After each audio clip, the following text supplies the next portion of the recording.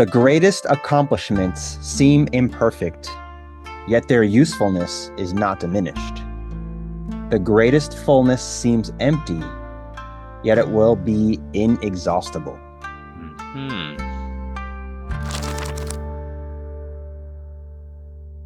Hey everyone, welcome to the channel Jamming on the Tao, where we talk about all things Taoist in nature. And today we are reading from the Tao Te Ching, this wonderful classic text that is elusive and amazing and strange and beautiful all at the same time.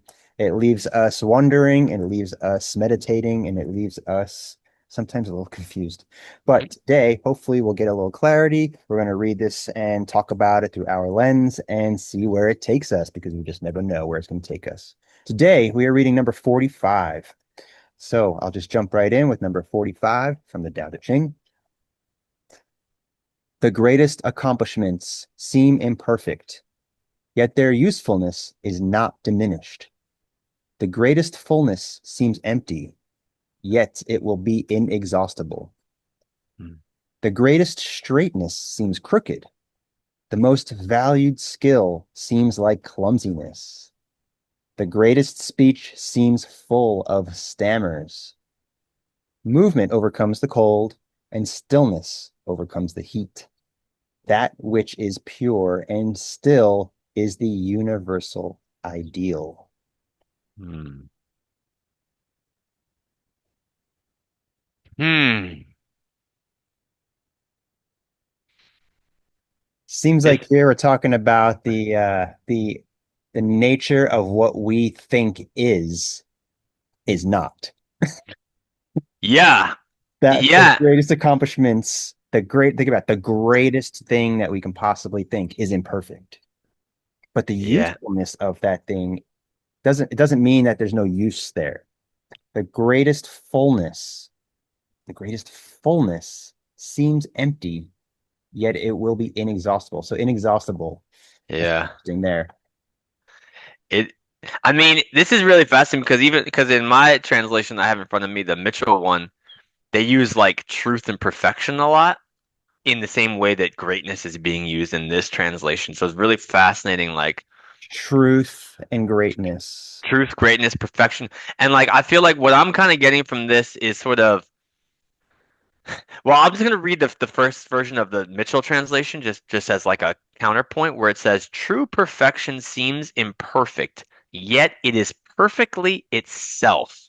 Mm, And I feel like that might carry like the little bit of like the key for me, which is like things that are great are things that are themselves, that are their like whatever that root frequency of that thing is, when it's really fully thing in its thing, that's greatness or perfection. But to like an eye who's used to human perceptions of perfection, it might appear imperfect or mm, crooked or wrong or janky or whatever. And it's like, the sphere, right? Like in physics and a lot of things, astrophysics, the geometry, we're based on sphere, the idea that the sun's a sphere, the earth's a sphere. But it ain't no perfect sphere. There's no such thing as perfect spheres in reality, in like the natural observed world, mhm. right? So I think it's kind of like making you look at, again, because I feel like the Tao is always pulling this wisdom from nature itself, where it's like the Always things that are like perfect in a natural sense will are not look imperfect, perfect in a human sense. which is like perfect, actually perfect. Yeah. Perfectly imperfect. Because The it's greatest perfectly itself. straightness, the greatest straightness seems crooked. Mm-hmm. Mm-hmm. The most valued skill seems like clumsiness. The greatest speech seems full of stammers. Yeah. And like I like those two too, because those feel very, as someone who is kind of awkward and clumsy with my words on my foot and my, I kind of like that because it's like, yeah, sometimes people might appear kind of clumsy and this or foolish, but like think about like some of the most touching scenes in movies or touching moments when people are giving a speech or something, when their voice breaks or they kind of clumsy through it. It's like it feels so perfect because it's a pure transmission of an emotional frequency. And so that emotional frequency might not be the most eloquent speech in the world, but it's raw and it's real. Hmm. And there's a perfection there in Yes. the stammers. in Yes. the awkwardness. And here we go again with the recurring theme, that authenticity, that rawness we talk about, Hmm. right? I liked how they used the word seems, though. Like that's a tricky word. Mm. Greatness, the greatest straightness seems crooked, not is, Hmm. seems crooked. The most valued skill seems like clumsiness. Mm. Mm. So I think that kind of speaks to, I guess, a perception, Yeah. Yeah, I guess yeah, it's sort of like I think yeah, kind of like which is bring us different to the for everyone, right? yeah. Which is Y- exactly the point of this entire series. Our perceptions are Yeah, different the from each subjectivity. other's, from others that read this, from others that Hmm. talk about this. And so Hmm. seems the most valued skill seems like clumsiness. I'm trying to really put this together in my head here, and it's not coming together fully. It's a tricky one. I mean, for some reason with the straight crooked thing, the one that kept coming to me is like, okay, what's really straight? Like a straight line is the fastest path between 2 points, right? And so it's like, now that's kind of interesting to think of like, well, what seems to be what is straight seems to be crooked. I could think about like our paths, where like we're in the path of becoming, right? And so to like a human perception of like our expectations be like, wait, but you had to go all the way around this path to get to find your path? And it's like, yeah, that's the way Yeah. that I it made goes. this little graphic years ago in relation to this, what you're talking about. Have to see if I can pull it up and find it again. But it was the idea of a straw, like a sipping straw Mm. versus like a crazy straw. Uh-huh, uh-huh. And the simple sipping straw is straight from point A to point B. Mm-hmm. Right? You got an input and an output. Crazy straw still has point A to point B, an input and an output, but it's got all those loops and curves, Uh-huh. and everything along the way is completely different.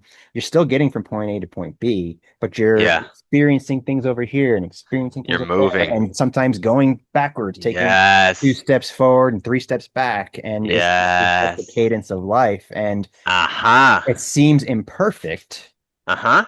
and people are like, "Whoa, you're all over the place. What are you doing?" It's like, "Well, I'm experiencing life. What are you doing?" Yeah. Still point A to point B, which would, I Yep. guess, be birth and death, right? Yep. We're all everyone, race, gender, religion, doesn't matter. We all experience birth and death.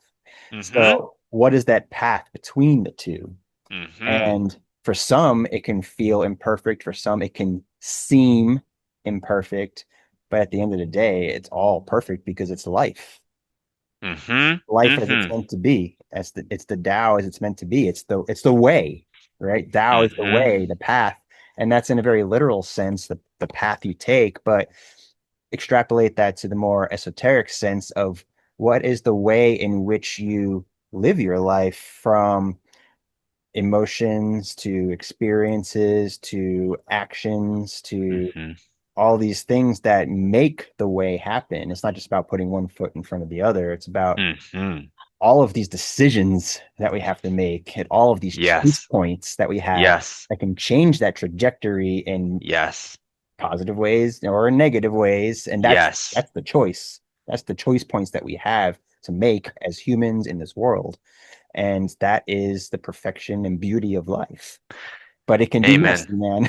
It can be. I mean, and it's a series of balancing, right? Like if we're circling something like a crazy straw, I like the crazy straw a lot because like I kind of picture like a swirling crazy straw, right? And it's like, but that swirling around the center point is the balancing, is us sort of like stretching ourselves, going to the extremes, and sometimes we go to one extreme to counterbalance the world that we're existing in, right? It's like, oh, well, this mood, this room, this field, this shared field I'm in suddenly requires different kinds of energies from me, and I'm going to swirl over here and then I'm going to swirl over here, right? And so I feel like that kind of what appears to be crooked or janky or chaotic is Hmm. like a field of becoming, which is yeah, to your point, a way to think of perfection. Like there's a perfection in the process. Exactly. Yeah, definitely 100%. And looking at these two different versions I have here, the last bit from the version that I read is different than this other version, which is the one that you have. And I'll read mine first. It says, "The movement overcomes the cold, and stillness overcomes the heat. Mm, That which is pure and still is the universal ideal. So I think that speaks to what you were just talking about the balancing. Movement overcomes the cold, stillness overcomes the heat. So when we find ourselves in these extremes, Yeah. right, cold and hot, Yep. we have to counteract that or balance that in order to find that harmony. Yet in Hmm. this other version, it says, in this the Stephen Mitchell version, it says the master allows things to happen. She shapes events as they come. She Mm. steps out of the way and lets the Tao speak for itself. So Mm. that's a different, that's like more surrendering and Hmm. allowing things to unfold versus this other version I have here, which is talking more about action, doing, Hmm. countering, and balancing. So I find it interesting how the two different versions speak differently about that path, even though it's talking about the same thing of achieving and attaining that balance. But here we have that Wu Wei concept of action through non-action, doing through non-doing. So it's not always you have to recognize these extremes and physically do something about it. You can allow it Hmm. to work itself out too by Hmm. kind of stepping back and taking stock of the situation consciously aware Yeah. awareness, but not totally ignoring or being ignorant to it, but not forcing the change also. Yes. I mean, I think that's what I love about Taoism generally is like to me it's like it's a philosophy about understanding the field. Like what's perfect or what's great or what's true depends on the field. It's gonna change depending on as the field changes. And like this, like that Mitchell one is saying, like the master, she recognizes the field Yeah, and moves accordingly. moves accordingly. You just see this other version I have here. Bustling around may overcome cold, but tranquility overcomes heat. So that's that same thing Similar, as the yep. other version. Master lucid tranquility, and you'll govern all beneath heaven. So Dang, that brings in a lucid whole nother tranquility. master lucid tranquility, and you'll govern all beneath heaven. That brings Wow. in even another element of mastering lucid tranquility. Mastery is the fu in Kung Fu.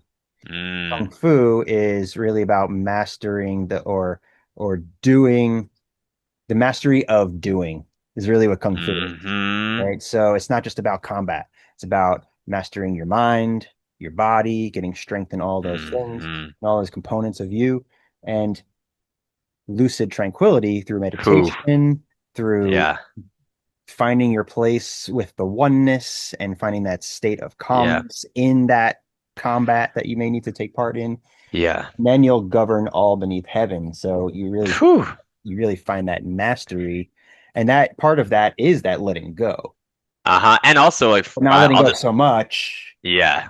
that you Yeah. lose the grasp of it. It's that Yeah. constant dance. And I love this idea of like this lucid tranquility is like a phrase I'm gonna keep because like for me it reminds me of the concept or like the feeling of equanimity, where that's been a really difficult practice for me personally, right? So I love these philosophies that help me like remind me the importance of equanimity because sometimes when you're in the meditative practice, things come up that you don't like, and like it's part of the process of building this resilience to things you don't like coming up, and it's just like allowing things to be as they are, which is again what they're saying that mastery comes from is like that ability to stay tranquil and lucid through whatever is happening, and being able to not overreact or Yeah. just Or get get caught swept up in in the it. current. Yeah, yeah. Yes, It's the and eye just of the sort of storm, right? yeah, and just being able to like really be fully with the field, and then that gives you that real power to be able to move what makes sense for that Mhm. field in that moment.